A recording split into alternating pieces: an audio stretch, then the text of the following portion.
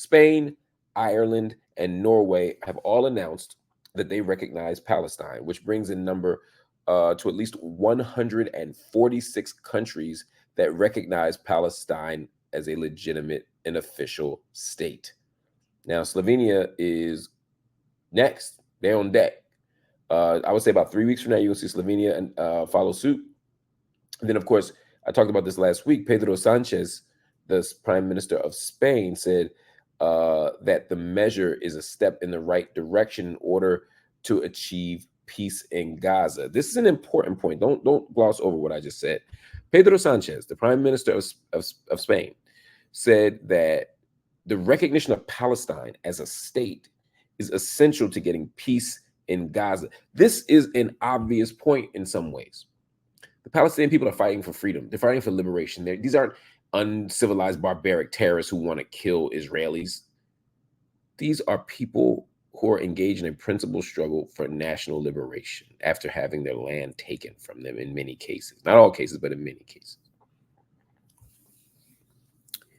And somehow the Israeli government has convinced people that Palestinians are children who don't deserve a state. And if we recognize their statehood, we're rewarding bad behavior like they're petulant children. No. The precondition for peace is what, y'all? What do I always say? Justice.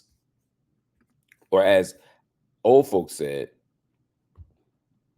no justice, no peace. No justice, no peace. And so what Pedro Sanchez is saying, and what others have said, is we are not going to continue to deny Palestinians their right to self-determination in some weird carrot dangle, saying that if you act right and be quiet and don't say nothing and don't resist, then you can get a state. Because guess what? When Palestinians were peaceful, they still didn't get a state. They didn't get a state in 1936 during the Great Revolts. They didn't get a state during the Oslo Accords. They didn't get a state at the end of the First or Second Intifada. They didn't get a state as they were doing a peaceful Great March of Return. They didn't get a state at any of those moments because the Israeli government is not committed to giving an actual two-state solution a chance. That is something that they use as a rhetorical and political strategy to get credit for things that they don't deserve. And it's not just Israel. The United States does it. Oh, we believe in a two-state solution. So you don't have to actually do something. Anyway, Israel is wrong. They're angry. They say that the countries that in the European Union are rewarding terrorism. Israeli Foreign Minister Israel Katz said that Sanchez is now complicit in inciting genocide against Jews. So I'm going to say that again. They said he's complicit in inciting genocide against Jews. That is wild. Basically, they're saying by recognizing Palestinian statehood, you are now complicit basically in another Holocaust.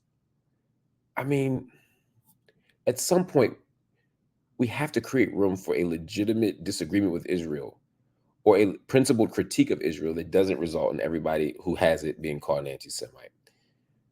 But not today. I'm going to answer this question because the big cheese is just so smart and just so gotcha. My question to Mr. Hill, why are Egypt, Jordan, and Saudi Arabia not doing anything to assist the Palestinian population? Well, I'm going to answer that in a couple ways, and I'm going to answer it in 30 seconds. One, what you're saying isn't true, right? We have seen considerable aid from Egypt, Jordan, and Saudi Arabia. You may not know this, but it's Egypt that just joined South Africa in the International Court of Justice, or rather in the International Criminal Court. What is the ICJ? The SCJ, excuse me. In its case against Israel for genocide. So they're literally providing legal and political and diplomatic support. Israel would love if all the Palestinians in Gaza went into the Sinai. They would love if they left Gaza. Egypt saying, no, we're not going to allow you to ethnically cleanse Gaza and bring them all to us, is itself a support of the Palestinian population. And Saudi Arabia has literally made an announcement just this week that there will be no normalization deals until Palestine has a state. MBS said that this week. So you have no idea what you're talking about. But just to take it one step further, to be clear, Israel occupies Palestine. Israel has an apartheid regime that controls Palestine.